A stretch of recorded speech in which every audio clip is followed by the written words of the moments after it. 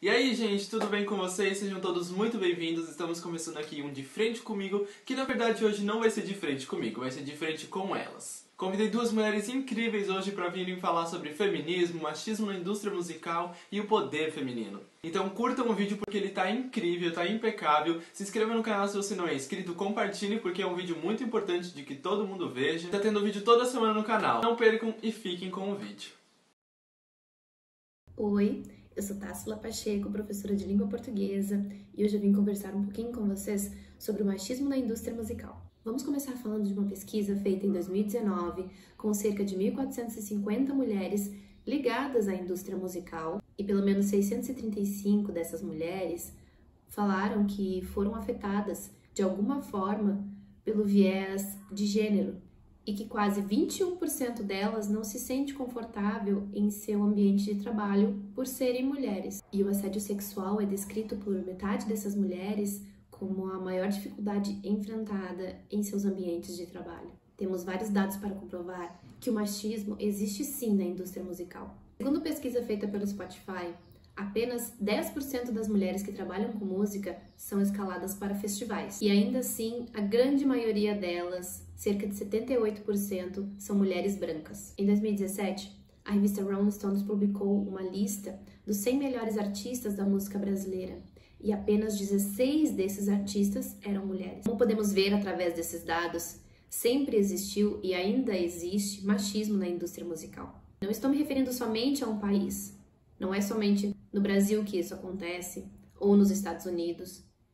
Todo ramo musical acontece isso. Hoje em dia, o K-pop é um estilo musical muito conhecido e difundido pelo mundo. E nele também nós podemos ver diversos casos de machismo, principalmente nos grupos em que as integrantes são muito jovens. A treta entre a Taylor Swift e o Kanye West já vem de anos, mas tudo começou em 2009, durante o VMA do mesmo ano. A cantora estava agradecendo a sua vitória na categoria de melhor clipe feminino quando o rapper subiu ao palco e disse que quem merecia aquele prêmio era a Beyoncé. Depois disso, a treta ainda continuou se estendendo.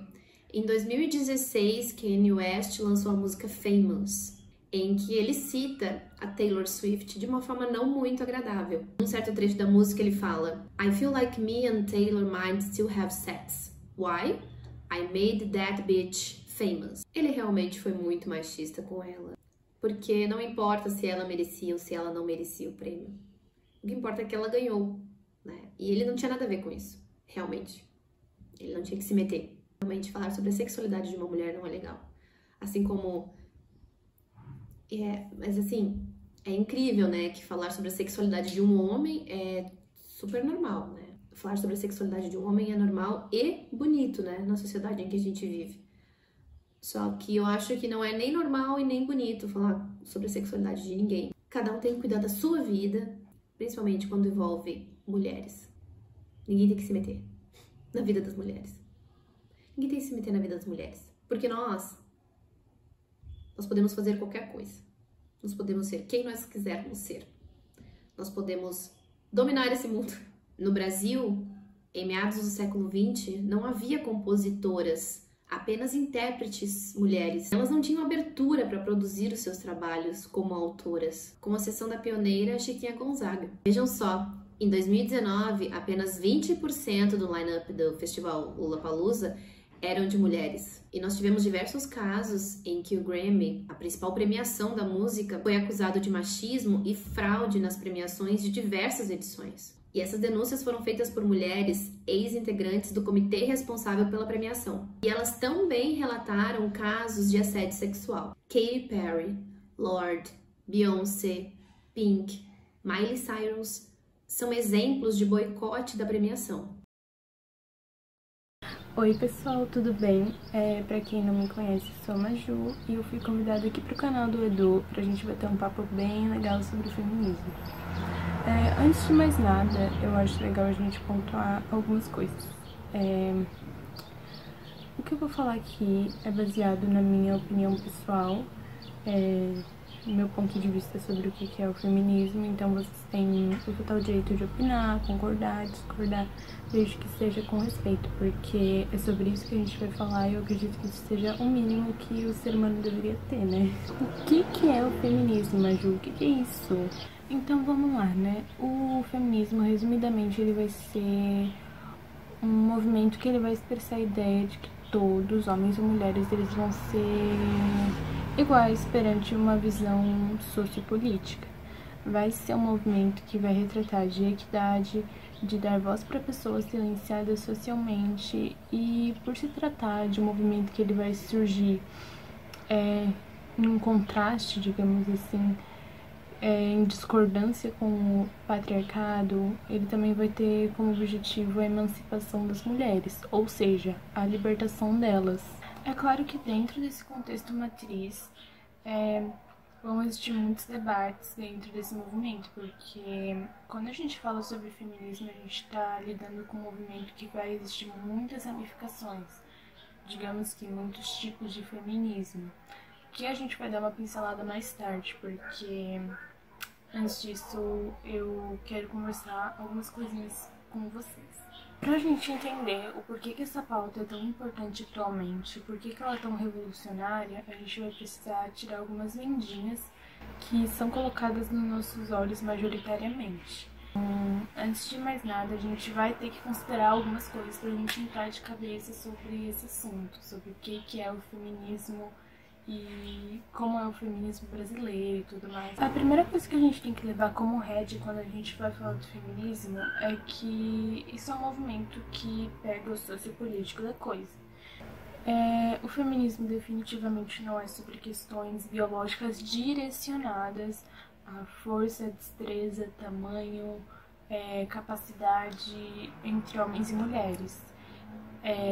Ele vai pegar mais o lado de como esses indivíduos estão dispersos na sociedade e porque um vem dominando o outro, porque que isso está acontecendo. Então ele não é sobre questões biológicas direcionadas a isso. Então quando geralmente um cara pega e fala, mas homens são biologicamente mais fortes do que as mulheres, você só está sendo meio idiota, porque o feminismo não é sobre essas questões biológicas, entende? É como esses indivíduos, o homem e a mulher, eles são dispersos no meio sociológico, porque que o homem vem dominando a mulher e por que isso está rolando. Então, não é sobre essa questão biológica, não é direcionado a essa diferença. Outra coisa que a gente precisa levar em conta, até pra gente manter nossa sanidade mais estável, é que ser feminista não vai ser sinônimo de você amar e adorar todas as mulheres ou todas as pessoas em geral. Na verdade, não tem muito a ver com isso, né? Um dos pontos de você ser feminista, você se dizer feminista, é sobre você acolher as mulheres em seu meio social. O que seria esse meio social? Vou dar alguns exemplos. Quando a gente vê uma mulher sendo assediada e ela não tem como se defender, você vai dar um jeito de ajudar ela. Quando você vê uma mulher e um homem que trabalham na mesma quantidade de tempo, fazem o mesmo serviço, e a mulher tá ganhando bem mais baixo do que o homem, você vai dar um suporte pra ela, você vai dar voz pra ela. É sobre isso que a gente fala, entende? A gente acolher, apoiar umas às outras em seu meio social. A gente tem que tomar cuidado com isso, porque tem muitas pessoas que usam o pretexto do feminismo como uma forma de você simplesmente aturar pessoas sendo machistas, sendo maquiavélicas, quando na verdade tu não precisa fazer isso. Tu não vai ser menos feminista se você decidir que não quer suportar pessoas sendo ruins com você, entende? O feminismo não é sobre você ter que adorar uma pessoa, e sim você apoiar ela de forma social e de forma política. A gente tem que levar em conta que o Brasil é um lugar muito grande, existem diferenças gritantes uma das outras, e no contexto do patriarcado, as dores são diferentes também das pessoas, elas não vão ter as mesmas dores. E a gente tem que levar em conta que o Brasil também ele tem um recorte social muito grande e tem muito contraste, sabe? Então a gente não pode, a gente não pautar sobre isso, não vai ter como a gente chegar numa conclusão sobre o fim do patriarcado. Então eu acho que a interseccionalidade é um começo ideal pra gente pensar sobre como o feminismo funcionaria no Brasil. Mas vale lembrar, galerinha, que interseccionalidade não divide as dores das pessoas, não, tipo assim, essa tua dor, essa minha, tipo, não é assim. A única coisa que ela faz é compreender que as pessoas têm dores diferentes, necessidades diferentes, e a gente tem que buscar uma forma de atender todas elas. Então não tem como a gente pegar todas essas dores de cada pessoa e colocar numa pauta só, porque não vai dar certo. Entende? A gente tem que separar, não separar, mas a gente tem que aprender a entender que cada dor é uma dor e cada necessidade precisa de uma solução. Então tá, Maju, mas o que é isso? A interseccionalidade, ela pode ser considerada um feminismo? Te digo que não. Como eu disse antes, o feminismo ele vai ter várias vertentes. E a interseccionalidade, ela é só uma ideia, ela só vai apontar o problema, só vai apontar uma perspectiva. O que tu vai fazer para solucionar esse problema é o que a gente diz das vertentes do feminismo, que vão trazer a solução, que vão trazer uma forma metódica disso acontecer. Então, é isso. A interseccionalidade vai apontar uma ideia e a vertente do feminismo vai te dar o justo final, vai dar uma luz no final, como você vai praticar esse feminismo. Eu não vou falar muito sobre vertentes do feminismo, porque eu acredito que isso seja uma coisa muito relativa a você, a sua visão de mundo. Eu posso citar alguns exemplos, que são o feminismo radical, o anarcofeminismo, o feminismo liberal, o feminismo marxista. Então, cada um deles vão ter uma forma de solucionar esse problema e abolir o patriarcado. Então, isso é algo que depende de muito estudo e é uma coisa pessoal sua, que vai ser o seu ponto de vista sobre como que a gente pode acabar com tudo isso. Por isso que eu não vou entrar muito em detalhes sobre isso. O feminismo ele vai ser um papo bem legal de se bater, pode ser uma conversa muito agradável se você aprender a diferenciar ele e aprender a entender ele. É importante que, se você quer se dizer uma pessoa feminista, você tem que ter muito estudo, tem que tá sempre se atualizando, tá sempre lendo, tá sempre entendendo, porque o feminismo, como já foi dito antes, ele tem várias vertentes, então vai existir coisas nele que você vai concordar e discordar, e tá tudo bem, porque é dessa forma que ele funciona. Mas uma coisa é certa, o feminismo ele vai ser uma crítica, ele vai ser uma ideia contra o patriarcado, contra o machismo, além dos outros preconceitos que a gente citou antes na intersexualidade.